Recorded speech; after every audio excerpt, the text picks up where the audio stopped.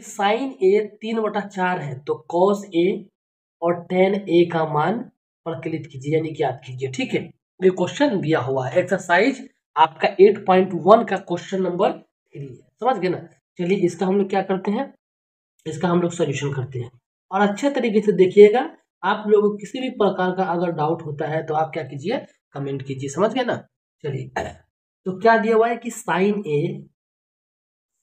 ए बराबर 3/4, ठीक है। और आप सभी को पता है कि साइन थीटा का जो फॉर्मूला होता है क्या होता है, लंब और बाई में कर्ण, ठीक है। अब वैल्यू क्या दिया हुआ है, वैल्यू दिया हुआ है 3/4, ठीक है। अब चलिए यहाँ पर एक समकोण त्रिभुज बना लीजिए, राइट एंगल ट्रायंगल। ये क्वेश्चन आपका आता है, ठीक है, 2 मार्क्स में आएगा, या आपका 5 मार्क्स में भी आ सकता है। तो ये जो लंब के सामने वाला वैल्यू इसको हम लोग लंब बोलेंगे, कर्ण के सामने वाला जो वैल्यू दिया हुआ है इसको कर्ण में लिखेंगे। तो लंब कितना दिया हुआ है, लंब दिया हुआ है 3, कर्ण कितना दिया हुआ है 4, ठीक है। ऐसा कुछ नेमिंग कर लीजिए, इसको मान लीजिए ए, इसको बी, इसको सी, समझ गए ना। अब हम लोग क्या करते हैं, पाइथागोरस थ्योरम से, क्योंकि देखिए हमको ए बी तो पता है कि ए बी क्या है 3 हो गया, बी सी भी हमको पता है कि बी सी क्या है कि 4 है, लेकिन हमको क्या है कि ए सी नहीं पता। अब ए सी पता होगा तो ही हम लोग नेक्स्ट कॉस और टेन का मान निकाल सकते हैं। क्या करते हैं, पहले ए सी निकालते हैं। तो अब इसके हिसाब से देख लीजिए, पाइथागोरस थ्योरम क्या होता है, पाइथागोरस थ्योरम क्या होता है, पाइथागोरस परिमेय, पाइथागोरस परिमेय जो होता है वो होता है आपका कि अगर मान लीजिए कर्ण का स्क्वायर, जो कर्ण है उसका स्क्वायर बराबर होता है लंब लंब के स्क्वायर प्लस आधार के स्क्वायर, इसके आधार के स्क्वायर, ठीक है। समझ में आ गया होगा आप लोगों को। अब देखिए इसमें क्या है, कर्ण, कर्ण का नेमिंग क्या हम लोग किए हुए बीसी, तो इसमें हो जाएगा बीसी का स्क्वायर।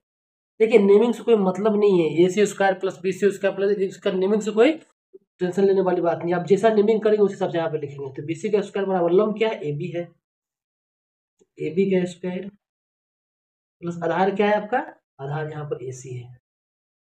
अब देखिए कर्ण जो है इसमें कर्ण कितना, कर्ण बीसी कितना दिया हुआ है, 4 दिया हुआ है, तो 4 का स्क्वायर बराबर ए बी कितना दिया हुआ है, 3 का स्क्वायर प्लस ए सी का स्क्वायर। अभी कितना हो जाएगा, 16 हो जाएगा, 4 का स्क्वायर 16, 3 का स्क्वायर 9 प्लस ए सी का स्क्वायर, क्लियर।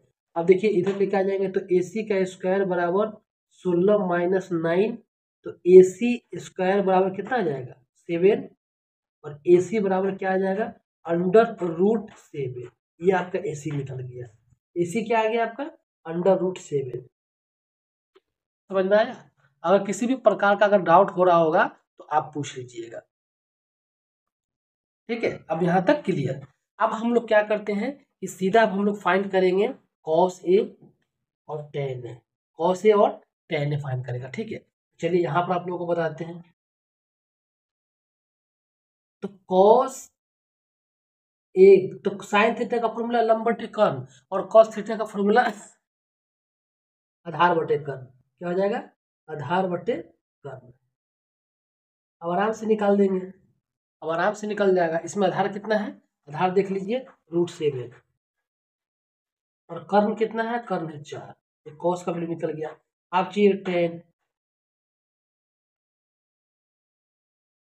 तो tan थीटा बराबर क्या होता है, लंब बटे आधार, लंब बटे में आधार,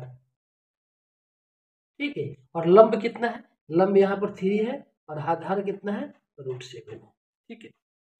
तो आपके क्वेश्चन में पूछा ही इतना ही था कि कॉस ए और tan ए का वैल्यू फाइंड करें, जो हमने आपको यहाँ पर बता दिया है। ये सब अगर किसी भी प्रकार का अगर आपको डाउट होगा तो पूछेंगे, कुछ नहीं है, आसान सा क्वेश्चन था, तो आप सभी को समझ में आ गया होगा, ठीक है। चलिए अब नेक्स्ट वीडियो में सीधा मिलते हैं हम लोग। थैंक यू सो मच, जय हिंद।